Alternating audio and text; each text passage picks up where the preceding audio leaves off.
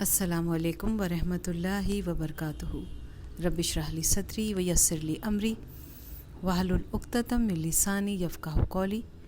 سورۃ الانعام کی آیت نمبر 6، 7، 8، 9، 10، 11، 12، 13، 14 کا ترجمہ اور تفسیر آیت نمبر 8 کی، 9 کی، 11 کی اور 13 کی۔ اعوذ باللہ من الشیطان الرجیم، بسم اللہ الرحمن الرحیم۔ ترجمہ: کیا انہوں نے نہیں دیکھا کہ ہم نے ان سے پہلے کتنی قوموں کو ہلاک کر چکے ہیں؟ ان کو ہم نے زمین میں وہ اقتدار دیا تھا جو تمہیں نہیں دیا۔ ہم نے ان پر آسمان سے خوب بارشیں بھیجیں اور ہم نے دریاؤں کو مقرر کر دیا کہ وہ ان کے نیچے بہتے رہیں، لیکن پھر ان کے گناہوں کی وجہ سے ہم نے ان کو ہلاک کر ڈالا اور ان کے بعد دوسری نسلیں پیدا کیں۔ اور ان کافروں کا حال یہ ہے کہ اگر ہم تم پر کوئی ایسی کتاب نازل کر دیتے جو کاغذ پر لکھی ہوئی ہوتی، پھر جو اسے اپنے ہاتھوں سے چھو کر بھی دیکھ لیتے، تو جن لوگوں نے کفر اپنا لیا ہے وہ پھر بھی یہی کہتے کہ یہ کھلے ہوئے جادو کے سوا کچھ نہیں۔ اور یہ لوگ کہتے ہیں کہ اس پیغمبر پر کوئی فرشتہ کیوں نہیں اتارا گیا، حالانکہ اگر ہم کوئی فرشتہ اتار دیتے تو سارا کام ہی تمام ہو جاتا، پھر ان کو کوئی مہلت نہ دی جاتی۔ اور اگر ہم فرشتے ہی کو پیغمبر بناتے تب بھی اسے کسی مرد ہی کی شکل میں بناتے، اور ان کو پھر ہم اسی شعبے میں ڈال دیتے جس میں اب مبتلا ہیں۔ اور اے پیغمبر، حقیقت یہ ہے کہ تم سے پہلے بھی بہت سے رسولوں کا مذاق اڑایا گیا ہے، لیکن نتیجہ یہ ہوا کہ ان میں سے جن لوگوں نے مذاق اڑایا تھا ان کو اسی چیز نے آ گھیرا جس کا وہ مذاق اڑایا کرتے تھے۔ ان کافروں سے کہو کہ ذرا زمین میں چلو پھرو، پھر دیکھو کہ پیغمبروں کو جھٹلانے والوں کا کیسا انجام ہوا۔ ان سے پوچھو کہ آسمانوں اور زمین میں جو کچھ ہے وہ کس کی ملکیت ہے؟ پھر اگر وہ جواب نہ دیں تو خود ہی کہہ دو کہ اللہ ہی کی ملکیت ہے۔ اس نے رحمت کو اپنے اوپر لازم کر رکھا ہے، اس لیے توبہ کر لو تو پچھلے سارے گناہ معاف کر دے گا، ورنہ وہ تم سب کو ضرور بالضرور قیامت کے دن جمع کرے گا جس کے آنے میں کوئی شک نہیں ہے۔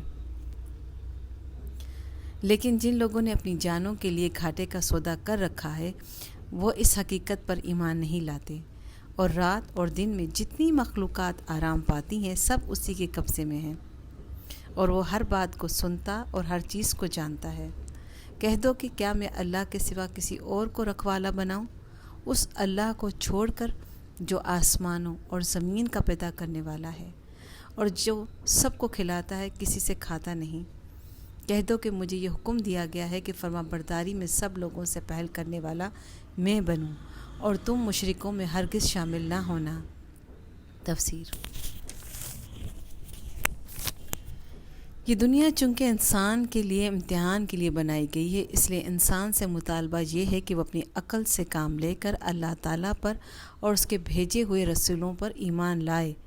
چنانچہ اللہ تعالیٰ کی سنت یہ ہے کہ جب کوئی غیبی حقیقت آنکھوں سے دکھا دی جاتی ہے تو اس کے بعد ایمان لانا معتبر نہیں ہوتا۔ یہی وجہ ہے کہ اگر کوئی شخص موت کے فرشتوں کو دیکھ کر ایمان لائے تو اس کا ایمان قابل قبول نہیں۔ کفار کا مطالبہ یہ تھا کہ اگر کوئی فرشتہ حضرت صلی اللہ علیہ وآلہ وسلم اللہم صلی علی محمد پر وحی لے کر آتا ہے تو وہ اس طرح آئے کہ ہم اسے دیکھ سکیں۔ قرآن کریم نے اس کا پہلا جواب تو یہ دیا ہے کہ اگر فرشتے کو انہوں نے آنکھ سے دیکھ لیا تو پھر مذکورہ بالا اصول کے مطابق ان کا ایمان معتبر نہیں ہوگا، اور پھر انہیں اتنی مہلت نہیں ملے گی کہ یہ ایمان لا سکیں۔ دوسرا جواب اگلے جملے میں ہے، یعنی اگر کسی فرشتے ہی کو پیغمبر بنا کر بھیجتے یا پیغمبر کی تصدیق کے لیے لوگوں کے سامنے بھیجتے تب بھی اس کو انسانی شکل ہی میں بھیجنا پڑتا، کیونکہ کسی انسان میں یہ طاقت نہیں ہے کہ وہ کسی فرشتے کو دیکھ سکے۔ اس صورت میں پھر یہ کافر لوگ وہی اعتراض دہراتے کہ یہ تو ہم جیسا ہی آدمی ہے، اس کو ہم پیغمبر کیسے مان لیں؟ مشرکین عرب شام کے تجارتی سفر کے دوران سمود اور حضرت لوط علیہ السلام کی قوم کی بستیوں سے گزرا کرتے تھے، جہاں ان قوموں کی تباہی کے آثار انہیں آنکھوں سے نظر آتے تھے۔ قرآن کریم انہیں دعوت دے رہا ہے کہ وہ ان قوموں کے انجام سے عبرت حاصل کریں۔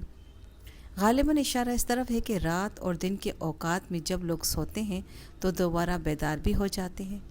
حالانکہ نیند بھی ایک چھوٹی موت ہے جس میں انسان دنیا سے بے خبر اور بالکل بے اختیار ہو جاتا ہے، لیکن چونکہ وہ اللہ تعالیٰ ہی کے قبضے میں ہوتا ہے، اس لیے جب وہ چاہتا ہے اسے بیداری کی دنیا میں واپس لے آتا ہے۔ اسی طرح جب بڑی موت آئے گی تب بھی انسان اللہ تعالیٰ کے قبضہ قدرت میں ہوگا، اور وہ جب چاہے گا اسے دوبارہ زندگی دے کر قیامت کے یوم حساب کی طرف لے جائے گا۔ سبحان ربک رب العزت عما یصفون وسلام علی المرسلین والحمد للہ رب العالمین۔